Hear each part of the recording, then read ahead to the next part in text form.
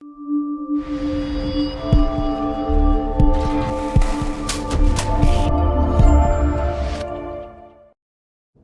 guys, how's it going? I'm Shaz, this is George, this is Hannah from Dugard Property. So we had our little session on short-term finance a month or so ago, a few months ago. Yeah. But we thought we'd just catch up because we don't really see each other often, even though we are both from South Wales, and learn more about these guys. So, how are you guys? Yeah, it's been a while, hasn't it? Yeah, it's been a while, even though we're on the phone like every day. Yeah, It's exactly. nice to see you. Absolutely, thank you. Nice to see you too. Right, before we go into the company and Dugard Property itself, let's tell everyone a bit about you guys. So, backgrounds, please. What got you to this stage? Yeah, so I've had a very interesting background, to be honest with you. At about 18 years old, I went into plastering and rendering, so within the building trade, learnt a lot within the trade, and then went to university and did a law degree. I actually achieved quite well at the law degree, got first class. However, I've never used that law degree. Smartest guy in the room. But yeah, anyway, I decided I definitely didn't want to go into law, went off travelling around Australia and ended up an operations manager, doing a lot of project management for refurbs and stuff like that, and I thought this is definitely something I enjoy. So I got back to the UK, did a bit more in the building trade and stuff like that, read loads and loads of property books, and I did a bit of investing with my dad over in London, and then just thought this is definitely something I need to go into. So that's pretty much my background, and now I'm a property sourcer. Mine's really boring. I've been in IT for the last 7 years. I'm not technical in the slightest. So I worked at the Olympics as one of the deputy IT managers in 2012, and I've been an account manager looking after public sector for the last I don't know how long. So IT's been my background, and then we've always kind of discussed property, haven't we? And you came across a YouTube video, I think it was. Yeah, exactly. You know, Financial Freedom in 7 Days, Samuel Leeds? Yes. Yeah, I was actually working at plastering at the time, and the person I was working with at the time kept putting this video in front of me and saying, you need to watch this, you need to watch this. No. Like, you need to watch this. You just kept being persistent. This is what you need to do. Like, I know you're ambitious. This is what you need to do. So anyway, I sat down one day and watched it, and it just gave me the idea, like, you don't like property. You don't need loads and loads of money. You can get into property. So then, it was about 2 weeks after that, wasn't it, where we booked the crash course. Samuel Leeds crash course. Yeah, we did the crash course. Booked the Samuel Leeds crash course. But Hannah, 2 weeks after that, we watched the video. Hannah had just sent me the link of a company's house saying, you're now a business owner. Yeah. Your gift, yeah. Yeah. I'm a little more impulsive than George, and it's something we'd spoken about for a while. So then I knew he wouldn't go for it unless I just did it. Yeah. So it was a case, it was his passion, but you knew that you had to push him to get it done. But it's something that we can do together as well. Yeah. So we did the Samuel Leeds crash course, and then we booked onto a few others. There was Kevin Green, there's the Robert Kiyosaki one, Martin Roberts, a few of the taster days. But by the time we booked those courses, and when we realised we wanted to do it, we read so much and did so much online. There's so much material online. Yeah. By the time we got to the courses, it was just confirming our knowledge. We So learned the odd golden nugget. Out of those courses, which one was the most valuable? I would say Samuel Leeds gives you the motivation. Okay. So he gives you the drive to go out there and do it. Kevin Green, very valuable. Very valuable. Some of his... I liked it just because it wasn't just property. It was really interesting. He talks about having your money in all different types of assets. Doesn't he talk about like buying oil or Bitcoin or something? Yeah. Gold, silver. He talks about diamonds, all He sorts. showed us a photo, didn't he, of him lying on a crate of like gold bullion. He was literally like, this is worth X. It's really interesting because he talks about the fact that when the property market's down, gold and silver are up. So you sort of you don't put your eggs in one basket. You spread your assets, which is a very good advice. Yeah.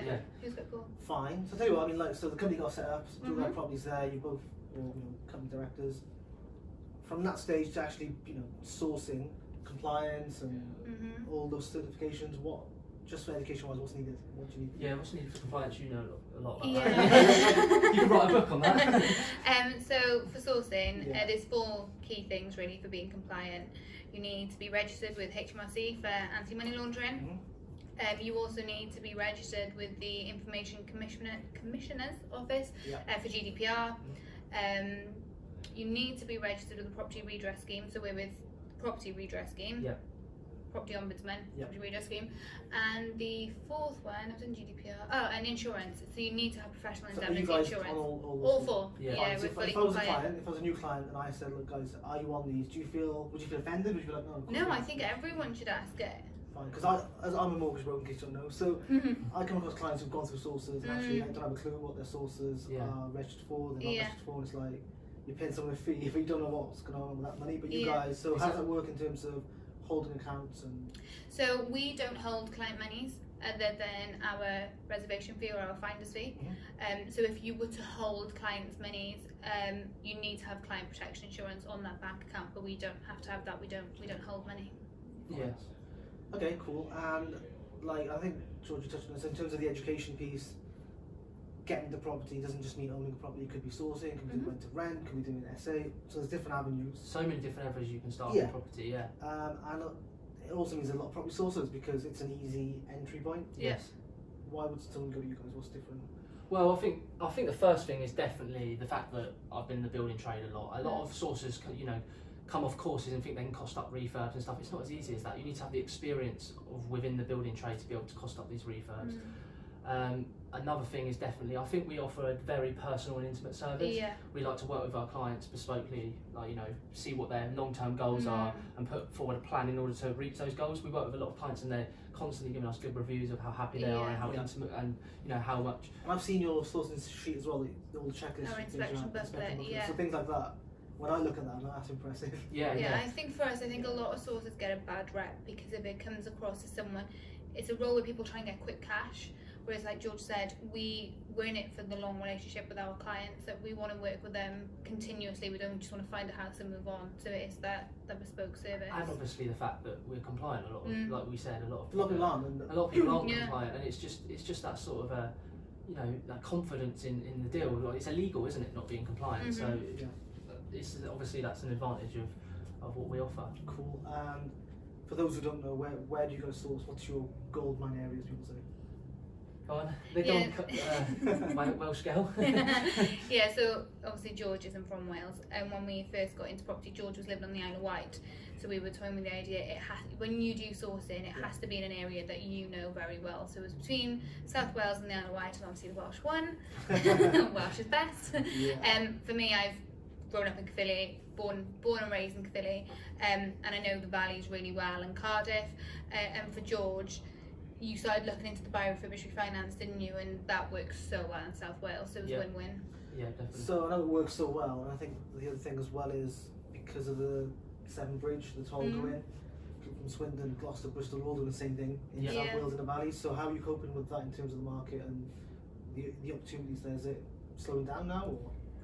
No, definitely not. I mean, I think. Have you seen the Savills report at all? Yes. How well Cardiff and all the the ripple effect of all the valleys, they're all doing so well at the moment. There's the Merthyr is just about to have a reconstruction, isn't it? Hopefully. Hopefully. And all the all the rail links in the valleys and everything. So I mean, there's constant deals. I mean, we're finding deals all the time. I don't think the market's slowing down at all. I think everyone's wanting property. I'm over on Facebook and I see people like. Again, not from Wales, just in the valleys and in different properties that are all in South Wales. And it's got to be an end to that at some point. Yeah. Well, there's a lot of redevelopment going on, which will help keep it increasing. I think with Newport, when the tolls removed, those house prices spiked. That started to come down and level. But again, there's redevelopment going on, so the house prices still increasing. Fine. So is it not just the valleys, it's South Wales in general? Is that? Yeah, we tend to stick to we stick to the Rhondda, don't we? Quite a lot. Cardiff, Caerphilly, Pontypridd. We haven't done much in Newport, have we? I mean, the Newport, like you said a minute ago, the Newport market isn't actually doing that fantastic at the moment. It did peak, and now it's just like, everyone was so excited to get into this Newport market. It is still there. It's definitely there for the serviced accommodation because there's not enough serviced accommodation there. Convention centres there, doesn't it? So I mean, there's not enough hotels, not enough for the amount of development going on there and people that are needing accommodation. I think for us, our bespoke element, we focus on Cardiff, Caerphilly, Ponty and the valleys. What if I came to you and said, look, here's my budget, here's my criteria if I want at Newport? Would you do that? I mean, it really does depend, doesn't it? I suppose we work with a lot of sources as well. We co-source with a lot of sources. So what we want to do is we want to provide the best service for our clients. And I suppose if it's something that we don't feel we can handle, we won't take it on. We will pass it on to someone who can handle that very well. And that we trust. So I mean, we open people coming to us about everything, because if we don't want to take on it, we can pass it to someone else. Yeah. Okay. And It's just quite interesting around working with other sources. So I guess in the industry I'm in, there's always people who don't get that working together piece. Yeah. But how do you find working with people who do the same thing as you? we love it. Yeah, well, I think for us, we welcome it. If, Yeah. if it's someone that we get along with really well, we trust, they're compliant, we can see their history, then we're always open to it. That I think property industry is all about relationships, isn't it? Yeah. There are some sources that we've met and we gel straight away with, and we've worked with them regularly. There'll be others that we don't, but it's just that type of industry. Quite a few of our deals have been through co-sourcing. Yeah. And as soon as you've got that trust level with them, I mean, you can pass each other deals. And you don't even have to do this NDA stuff when you know the sources, because you're just passing deals to each other and go, what do you think of this? You know, can you help me with this? And then you just split fees and stuff, and it really does work well. So right, if I want to be a sourcer, then is it as easy? I mean, it's not, but I mean, just in terms, is it go right move, check sold comparables, check the price of the property, quote a refurb from the top of my head, and just package it as a deal? Is that? No. No, it's not that easy. No. No, not at all. I used to think that. If I'm honest, right? Yeah. I used to think that's kind of what it was. Well, that's what a lot of the trainers sort of put out there, don't they? They say like, oh, it's as easy as just going on Rightmove, finding a deal, and everything like that. There's a lot to it. I mean, I think building on that, if you wasn't looking to find a great deal, if you wasn't thinking about your client's best interests, it is easy as going on Rightmove, putting in a search, putting in max budget, and just selecting something. I mean, when you're out on your viewings, you do about 30 viewings to find one good one, don't you? In terms of matching someone's criteria, having the network of agents or being direct to a seller, there's so much more that goes into it. It isn't just and when you're putting yourself out there on social media, and you just build a reputation, you find yourself you need to have more than one lead. Like, and when you're doing the sourcing as well, you might go on Rightmove, but you need to build your relationships with those agents. And when you start building those relationships with those agents, you might build a relationship with that agent, and then they start seeing that you're buying. And once they see that you're buying, they'll start passing you deals off market, and that's when it starts getting really interesting. And it's not just that; it's not just those sort of deals as well. With agents, you need to be looking outside of agents as well. You need to be looking at getting deals through, leaflets and old school stuff. All that sort of stuff. Like, there's so many different ways of marketing. Just to go back to that, what was the reason behind doing it bespoke as opposed to having a list of deals that you just we like this bit. So when we first opened the business, we were so excited. We wanted to take on the whole of the UK, and we wanted to take on every client, and if they wanted a house for X amount, and they wanted unicorns in the garden or not, we could find it. And then you was at the event actually, we went to one of the progressive, I think it might have been the first or second progressive event in Cardiff, and it was when Adam Hazy, Jack Wicks and Sam Spencer were speaking, and Sam Spencer got up, and he'd obviously been doing his sourcing at the time for 18 months, and his speech was insane. I think all three of them were really good. All three of them were great, but we obviously really connected to Sam just because of where his topic was on. And we just kept looking at each other through the whole talk thinking, oh my god, we need to change our business. And we spoke to him in the break, and we grilled him, didn't we? I think you guys were the only ones speaking. You didn't give anyone else we didn't give no one else a chance. So I'm holding him. We're making the most out of it. We literally we got so much valuable information out of him. We went back, we really thought about what we want, what our aim of the company is, and what's actually feasible. And that's when the bespoke element came in. We really liked what Sam Spencer said. And thanks to him, we did change our business, and we regularly contacted him, didn't we, for support, and he gave us so much advice, really good advice as well. So thanks to Sam. We are Shout out to Sam. At one time, I remember we were asking loads of questions. You scroll down right at the bottom, you put the invoice coming soon, George. I wouldn't have even batted an eyelid if he sent one. He was so worth one. But that's how we got into the that's the reason. Fair enough. Okay, cool. That isn't to say we don't have a mailing list. We do offer the mailing list service as well, because obviously through our bespoke clients, they give us a criteria, but within our network we get constant deals passed to us, or from agents from all different sort of networks, and they might not match our clients' criteria, so we put them out on a mailing list, and it's first come first served. I think as well that goes back to your question. So we have our bespoke clients, and not just what Sam Spencer said. We like the building a relationship, and we working with someone that seeing them complete. It's just a really good feeling. But when you mentioned about, do we focus on other areas of South Wales? So we have our patches that we work bespoke because they're the patches we know best. But the mailing list can be any strategy for any location. Yeah, exactly. Cool. And what about fees? Because I know, again, sources charge fees, and it's a thing where people are like, on Facebook, so and so's charging so much money, the deal didn't work. Yeah. Yeah. How does that work with you guys? So, bespokely, for a turnkey buy-to-let investment, which includes doing everything pretty much, that we manage. So we manage the conveyancing after buying the property, then if there's snagging work on a turnkey buy-to-let, there's not much work usually, but say if there's up to £2,000 or something, just little bits of work like that, we'll manage the refurb, and then we'll also put a letting agent in place, a trusted letting agent that's tried and tested within our power team. So we do all of that, and that's 2,750 fixed rate. And then for buy refurbish refinance sort of deal, or you can flip it if you want to sell it on, we usually look at about 3,000 to 3,500 for those sort of deals. It depends on the numbers as well. Yeah, it does. Yeah. Fine. You've got the ideal deal, ideal property. What's your ideal client? Is it someone who knows what they want? Is it someone who is realistic? What's kind of your ideal client coming to? I really love someone coming to us who's a bit like this. So say for example, we had a client that I spoke to a couple of months back, and she came to us. She had her own personal story that she told us, but she basically said, I've got 3 kids, and I want to be able to give an investment property to each child. So she didn't know how to get there. She didn't know how much cost would involve, what was even possible.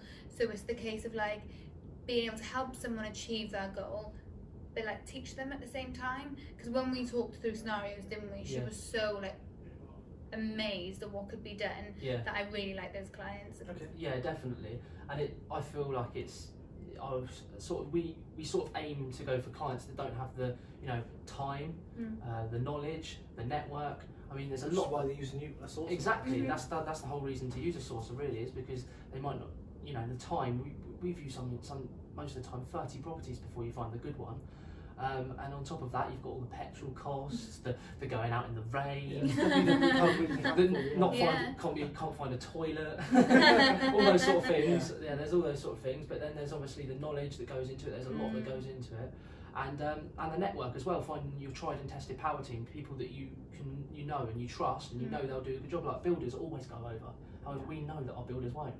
No, so I love our builders. I mean, our builders are great. So yeah, I guess just on that power team. She's as it is. Talk me through kind of what that means to you. Who's on your team. Right. So obviously yourself. But yeah, I mean, it's a solicitor. It's access to our tried and tested accountants, builders. There's loads that goes into it, really, isn't there? It's everyone. It's everyone you would need to purchase a purchase a property. But it's everyone we would use, or it's everyone we do use. So it's our accountant, it's our solicitor, it's our build team that we use on our own portfolio. So I mean, that can't give customers any more confidence. Surely it's people we use. And so far, has it all worked out for you? Has there been any issues where you've recommended someone? It's gone till you've balls up. No. Because that's the hardest part. You recommend someone, you're putting your name and your reputation on that person. So if they do mess up, it's on you, isn't it? Well, I feel like the best thing is they know that they're going to get constant business from us. So they provide a high level of service for those clients. No, but we haven't had any issues with our power team. Good. What about guys like, I know, so we met at an event. We had Cardiff Pin, I think, the first time we met. Yes, it was. And then it was PPN 2 days after, because one of the guys got it. And then Pip. And then Pip. I was like, you gotta come. So, because I don't really enjoy networking, but I do a lot of networking. How about you guys? Is it working for you guys? What do you want to get out of networking when you go to these events? Is it clients? Is it knowledge? Is it just a network of people? Well, you get all sorts, don't you? You get investors.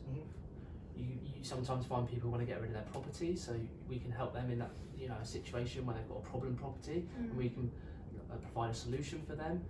You meet people like yourself. We met you at a networking event. You meet your power team. You meet co-sourcers. You meet so many people at networking events. I mean, we're in the NatWest Accelerate Hub now.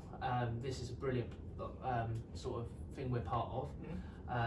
we love networking, don't we? Yeah, we're part of quite a few institutions. You did BNI, didn't you, as well? Yeah, part of BNI. We're part of Federation of Small Businesses. Yeah. NatWest Accelerate program. Business in Focus. Yeah, so there's many things that we're involved with, all for different reasons, all of their benefits.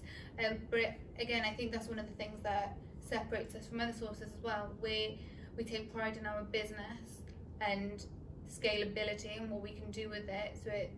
And I just wanted to mention as well the networking event that we've opened. Yes. Oh yes, of course. Yeah. To be announced, really, isn't it? Dates and Yeah. stuff? Yeah, between Working on. so there's myself, Hannah, Shaz, Tej Singh, and our builders Craig and Joseph as well. We basically started as a WhatsApp group, then meetings, and then we've opened a Facebook group now. And we're hoping to, in the future, grow, have a lot of meetings, and then grow to a good networking event, but with a twist, an exciting twist. Which we won't go into. We're not going to reveal yet. Right. Cool. Okay. So I suppose that's all the good stuff, guys. What about have you any major obstacles or issues where you thought of just packing it in?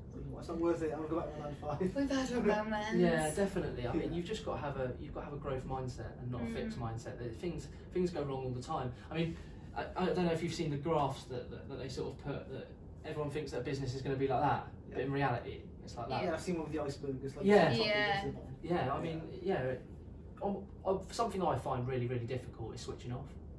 Tell me about it. But you need that time to switch off and reflect. Because sometimes you get so caught up in your business, you don't have the time to sort of reflect on what's going right and what's going wrong and how you can improve on certain things. So you really do need that time. What about yourself? Like, what do you think? I think our biggest lesson learned, or the biggest problem we faced, was, like I said at the beginning, we wanted to do everything. We wanted to take on everything. Everything for everyone. And you just can't. You can't. So when we took the time to reflect on that, we became more niche and we found our areas and what we wanted to focus on. That's when we started seeing the deals coming through because we were more focused. I think that's what it is. Once you find what you're special at and good at in your niche, crush it. Do you know what I mean? Be the best at that. Yeah, definitely. Yeah, absolutely. Okay, cool. What if if anyone's watching now and they're thinking, I want to be a property source, or it seems that's something I want to get into, or they're just doing it at a smaller level, but they want to scale up, what kind of advice would you give? Top advice. For example, in terms of you've got all this NatWest course, that's helping you guys as entrepreneurs. So I think the biggest piece of advice is be vocal about it. Tell everyone you're a property investor or you're a property sourcer, because of keeping it to yourself, how is anyone supposed to know? You have to advertise. George is really good at being active on social media. I hold my hands up. I know I'm used to it. It's something I need to be better at. But having that brand, it really is creating a brand. It gets all sorts of different things. For example, we're looking for private investment for our portfolio at the moment, and we've already built that brand. So incredible. People have been watching us, and they sort of already feel like they know us because they've been watching the videos. I mean, a lot of people I bump into, and they're like, "Oh, Dugard property." I'm just like, and they feel like they already know me because they've been watching all my videos and stuff like that. So I mean, that's definitely one tip. I'd say never rely on one source of leads. We already discussed this earlier. You can't just rely on one. I mean, what if you've got this agent that keeps bringing you deals? What if he retires? What if he maybe anything could go wrong? He might get made redundant. He might just not want to do it anymore. And then you haven't got those other source of leads. So you need to make sure you've got loads of different sources of leads. Definitely. Yeah, no, I think that's a really good one. Yeah. Okay. And what's next for you guys as a company? Scaling up, moving to different geographical area, or what's kind of the plan? So I guess at the moment we want to grow the sourcing company to exponential levels. Really, we really want to grow it. Help as many people as we can with financial freedom and security, and also just help as many people as we can with the problem properties as well. So if you've got a problem property, you might be going through a repossession, or you might be going through a divorce and you don't want to live under the same roof as your husband anymore, or something like that. We can offer a solution to that.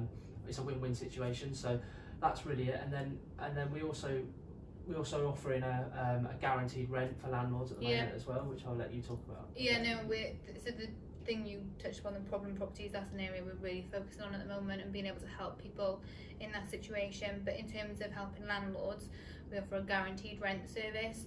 So depending on where the property is, it can be a flat, it can be a house. We'll go and see it, won't we? But we can offer guaranteed rent for 3 to 5 years. Yeah. So for the landlord, there's no voids. We'll look after the maintenance, makes it easier for them. We normally give her like refurbs. There's many benefits to it, but that's an area we're going to start to look at more as well. So that's part of the plan for the next 12 months. Yeah, and also we're growing our own portfolio as well, so we're looking for private investment as well. So yeah, really that's the main growth, isn't it? Just scaling the business as much as we possibly can, and exploring those other avenues that we spoke about. Yeah. Cool. Okay. So if someone wants to give you some money, we'll just get in touch with you guys. How do you do that? So we're on all social media channels: Dugard Property, Facebook, LinkedIn, Instagram. Are you on TikTok? No. What's TikTok? TikTok for little kids make 6-second videos. However, no, Jack Wicks is on it. He thinks it's great. No way. He's on it, or he's planning to go on it. Oh, alright. Watch kid this then, space then. It's pretty much just Dugard Property on everything, isn't it? Yeah, email, web, anything comes through the website, instantly lands in our inbox. Yeah, is it you guys, or is it a VA in the food? No, it's us. It is us. It's all us. Yeah. Now I'm very into the social media, aren't I? So it's always us. Yeah. Fine, good. Well, guys, that's been really helpful. I think gives us a good flavour of what you guys are about and how you can help people and how you can help you and so on. So, any last words before we close this off? I just want to say, basically, if you've got any, dying questions in regards to property sourcing, we can help. And if you've got any, you want to get involved with us, you want to invest with us, please get in contact. Dugard Property on everything. Yeah, I think that's everything. Thank you, Shaz. Thank you.